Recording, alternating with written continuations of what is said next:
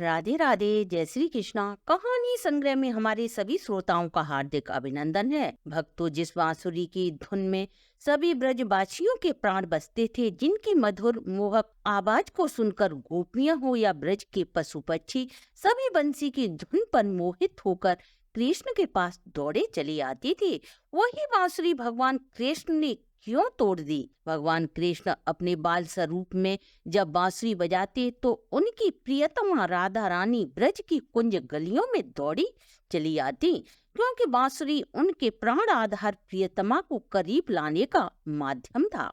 वे ब्रज में 11 वर्ष 56 दिन रहे और यह बांसुरी कृष्ण के साथ सदा ही रही। मथुरा कंस का वध करने के लिए जब वे गोकुल से प्रस्थान करते हैं तो वे राधा रानी से आखिरी बार मिलते हैं।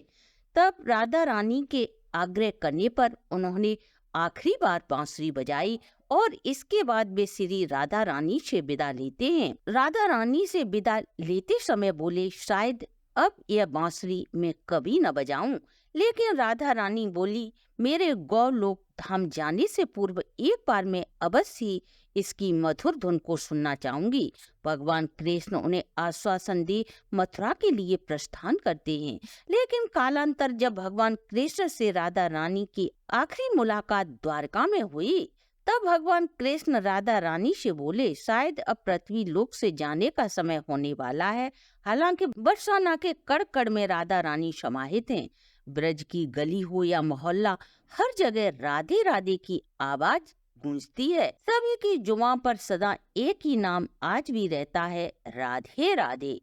आज कलयुग में इस नाम की महिमा इतनी अत्यधिक बढ़ गई है कि लोग चाहे इसके नाम का मतलब जानते हों या न जानते हों, परंतु आज ये नाम इतना कॉमन हो गया है कि किसी से मिलते ही राधे राधे कह अभिवादन किया जाता है। तो आइए जाने वो समय कौन सा था जब श्री राधे रानी भगवान कृष्ण से शारीरिक रूप से अलग हुई। जब भगवान कृष्ण के मामा कंस के आमंत्रित करने पर वे दोनों भाई कृष्ण और बलराम मथुरा जा रहे थे, जैसे ही यह खबर वृंदावन के लोगों को पता चलती है, वे बेहद दुखी हुए।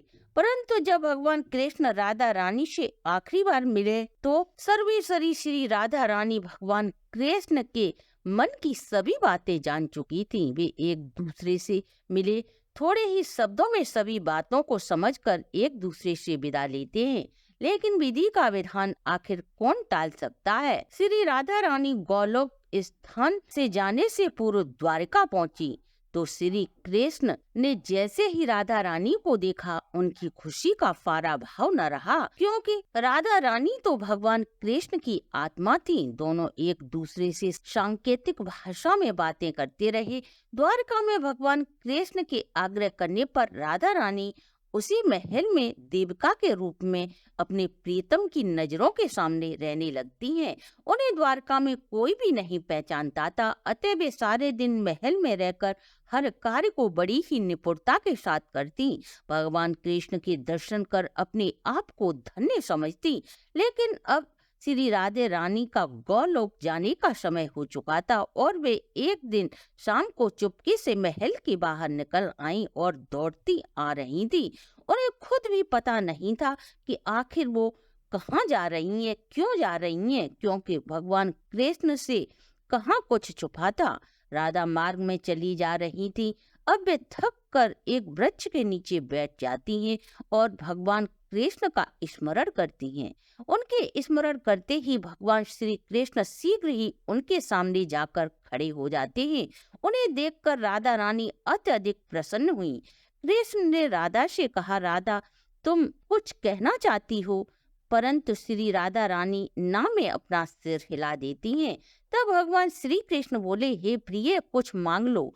राधा रानी भगवान श्री कृष्ण से बोली, आखिरी बार मैं आपको बांसुरी बजाते देखना चाहती हूँ। कृष्ण ने बांसुरी निकाली और बेहद सुरीली ध्वन में बजाने लगते हैं। बांसुरी की ध्वन सुनते सुनते राधा रानी ने न जाने कब प्राण त्याग दिए, किसी को पता ही न चला। जैसे ही कृष्ण ने देखा कि राधा भौतिक शरीर त्याग कर गौलोक प्रस्थान कर चुकी है, तो वे बेहद दुखी हुए और उन्होंने बांसुरी तोड़कर दूर फेंक दी। जिस जगह श्री राधा रानी ने अपने शरीर को त्यागा था वह स्थान महाराष्ट्र में स्थित है। उस स्थान पर राधा रानी का एक भव्य मंदिर है जहां आज भी भक्त दूर दूर देशों से उनके दर्शन के लिए आते हैं। उस स्थान पर एक तालाब भी बना है। ऐसी मान्यता है जब आखिरी बार राधा रानी कृष्ण से मिली तो वो इतना रोई कि उनके आंसुओं से एक तालाब भर गया, जिसे राधा रानी मान सरोवर के नाम से जाना जाता है। तो भक्तों, कैसी लगी हमारी प्रस्तुति? कृपया कमेंट अवश्य करें। आपके कमेंट हमें और भी अच्छा कार्य करने की प्रेरणा देते हैं। ऐसे ही सनातन धर्म से संबंधित वीडियो देखने के लिए आप हमारे चैनल को लाइक, सब्सक्राइब और शेयर अवश्य करें।